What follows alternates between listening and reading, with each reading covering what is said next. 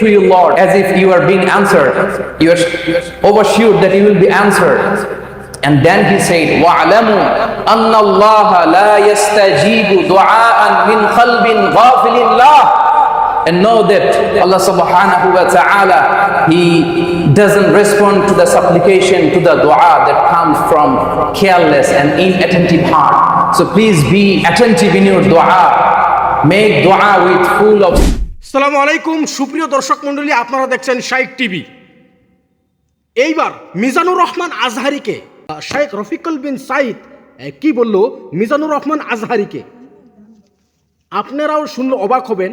তিনি এমন বক্তব্য রেখেছেন যে মিজানুর রহমান আজহারি মালয়েশিয়াতে একটি খুতবা দিয়েছিল এই ইংলিশে একটি মসজিদে, আর সে কেন এই ইংলিশে খুতবা দিয়েছে সেই সম্পর্কে রফিকুল বিন সাইদ কথা তুলে ধরেছে যে উনি কেন ইংলিশে খুতবা দিল, আর উনি ওই বিস্তারিত বিষয়টা এখানে বলবেন।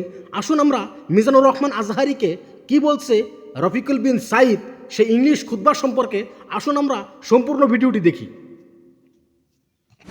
রহমান আল আজহারি ভাই, মানুষের আন্দাজে সব কাজের বিরোধিতা আমরা করতে পারবো না, ইনসাফ করে কথা বলতে হবে।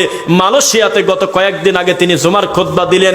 তিনি যখন চেয়ারের উপরে দাঁড়ালেন, দাঁড়িয়ে তিনি বললেন আসসালামু আলাইকুম ওয়া রাহমাতুল্লাহ। উপস্থিত মুসল্লিরা বলল ওয়া আলাইকুম আসসালাম ওয়া রাহমাতুল্লাহি ওয়া বারাকাতু। তারপরে ভাই বসলেন, বসার পরে তার মুখামুখি মুয়াজ্জিন আজান দিলেন। আজান দেওয়ার পরে তিনি দাঁড়িয়ে লাঠি হাতে করে দুইটা খুতবা দিলেন। একটা খুতবা আরবিতেও দেয় নাই, বাংলাতেও দেয় নাই, দিয়েছে হলো ইংলিশে। কথা কয় না, কিসে দিয়েছে? ইংলিশে খুতবা দিয়েছে। আপনি বলেন তো দেখি, লোকটা কি সুন্নাহর পদ্ধতিতে খুতবা দিল না বেদাতি পদ্ধতিতে খুতবা দিল?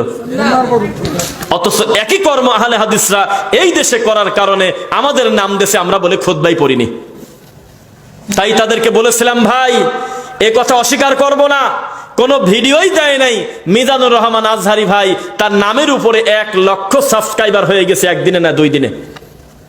লোকটা ভিডিও ছাড়লেই মিলিয়ন মিলিয়ন ভিউ হয়। তাহলে বোঝা গেল আল্লাহ তার কাছে জনপ্রিয়তার বিরাট একটা আমানত দিয়েছে কিনা। এই মানুষটা যদি খোলা মাঠে এসে ওই আমলের কথাটা সত্যি একটু মুখ দিয়ে স্বীকার করে দিত জালসা এসে, ও আমার জাতি শোনো, আমি নিজেও রাসূলের এই সুন্নাতের প্রতি আমল করি। 3 নাম্বার খুতবা বলে সাহাবায়ে কেরাম দেয় নাই, ইমামরা দেয় নাই, তাবেঈরা দেয় নাই, আল্লাহর নবী দেয় নাই। খুতবা হবে 2টা, মাতৃভাষায় খুতবা হবে, মিম্বরে দাঁড়িয়ে সালাম হবে, তারপরে বসা হবে। আযান যখন শেষ হবে তখন দাঁড়াতে হবে। দুই খুতবার মাঝে একটু বসে আবার দাঁড়িয়ে খুতবা শেষ করে দিতে হবে। এর নাম হলো সুন্নতি খুতবা। তার মুখের কথাটা যদি খোলা মাঠে তিনি বলে দিত, লাখ লাখ মানুষ তার ভুল সংশোধন করে নিত। কিন্তু জনপ্রিয়তা থাকতো না। দিন দিন তার ফলোয়ার কমে যেত, মিলিয়ন থেকে 500 চলে যেত, 1000 চলে যেত, লাখ চলে যেত। কারণ সবাই বলতো যে হুজুর খালি বিতর্কিত ওয়াজ করে। আমাদের দেশে সুন্নাতের ওয়াজের নাম হলো বিতর্কিত ওয়াজ।